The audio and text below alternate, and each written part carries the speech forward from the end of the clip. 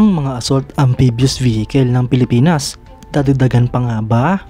Ito nga po mga idol, ang pinaka-advanced na amphibious assault vehicle ng Philippine Marine Corps. Yan ang pag-uusapan natin, pero bago yan, kung bago ka lang sa aking channel, ay huwag mong kalimutang mag-like, subscribe at hit mo na rin ang notification bell button para lagi kang updated sa mga bagong videos natin.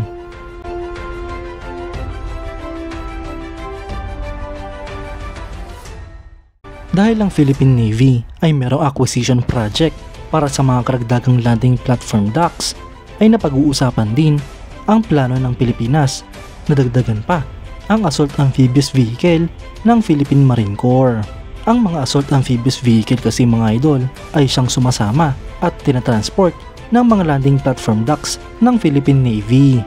Ito nga po ang paraan ng Philippine Navy upang dalhin ang mga amphibious assault vehicle na ito sa iba't ibang lugar sa ating bansa. Sa kasalukuyan ay merong 8 units na mga assault amphibious vehicle ang Philippine Marine Corps. Ito nga po ay binili ng Pilipinas na mga brand new. Kaya't marami nga po nagsasabi mga idol na dapat pang dagdagan ng Pilipinas ang mga assault amphibious vehicle ng ating bansa at nang sa ganon ay mas maging capable ang Philippine Marine Corps. Nagagamit nga po ito ng ating bansa sa iba't ibang mga misyon at talagang epektibo ito dahil sa kakaibang kakayahan at kakaibang ino-offer ng assault amphibious vehicle. Ang AAV mga idol ay isang fully tracked amphibious landing vehicle na minamanufacture originally ng US Combat Systems. Ito nga po ang kasalukuyang ginagamit na troop transport ng United States Marine Corps at ginagamit din ng iba't ibang Marine Corps ng ibang mga bansa. Ito nga po ay may bigat na 29.1 tons, may habang 7.94 meters, width na 3.27 meters, height na 3.26 meters, at may crew na 3 at merong capacity para sa 12 pasahero. Ang armor nga po nito mga idol ay 45mm, habang ang main armament naman ay MK1940mm automatic grenade launcher, 12.7mm M2HB heavy machine gun, at pwede pang lagyan ng iba pa. Ang makina nga po nito ay Detroit Diesel 8V53T P-7 na nagpo-produce ng 400 horsepower. Ang ibang AAV naman ay gumagamit ng Cummins VTA-903T P-7A1 na nagpo-produce naman ng 525 horsepower. Ang suspension nga po nito ay torsion bar.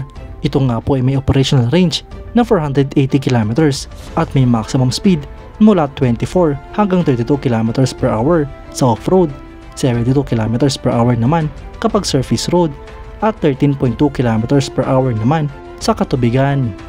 Sa kasalukuyan, ang mga military operators nito ay ang Argentina, Brazil, Greece, Indonesia, Italy, Japan, Pilipinas, Romania, Taiwan, Spain, South Korea, Thailand, United States at Venezuela. Sa kasalukuyan ang Philippine Marine Corps ay merong 8 units ng mga AAV, ngunit base sa kanilang orihinal na plano ay 16 na units dapat ang binili ng ating bansa. Kaya't ibig sabihin mga idol ay meron pang 8 units na pinaplanong idagdag ng Philippine Marine Corps. Nararapat lamang ito mga idol lalo pat kulang ang mga ganitong klaseng asset para sa ating bansa. Ang mga assault amphibious vehicle ay nagagamit ng Philippine Marine Corps sa iba't ibang mga misyon tulad ng pagpasok sa mga masusukal na lugar at kailangan protektado ang mga personel ng Philippine Marines. Bukod pa dyan mga idol ay advantage din para sa Philippine Marine Corps na amphibious ang mga AAV kung saan pwede itong i-operate sa kalupaan at katubigan. Malaking advantage nga po ito kontra sa mga kalaban at mas tataas ang success rate ng bawat misyon. Kaya't para sa atin mga idol ay dapat lamang na dagdagan pa ang mga assault amphibious vehicle ng Pilipinas. Kayo mga idol, anong masasabi nyo? Comment down below for your thoughts and opinions. At yan nga lang po ang pag-uusapan natin ngayon mga idol. Maraming salamat sa panonood. Huwag nyo rin kalimutang mag-like at subscribe bilang suporta sa ating channel. Mabuhay kayo mga idol!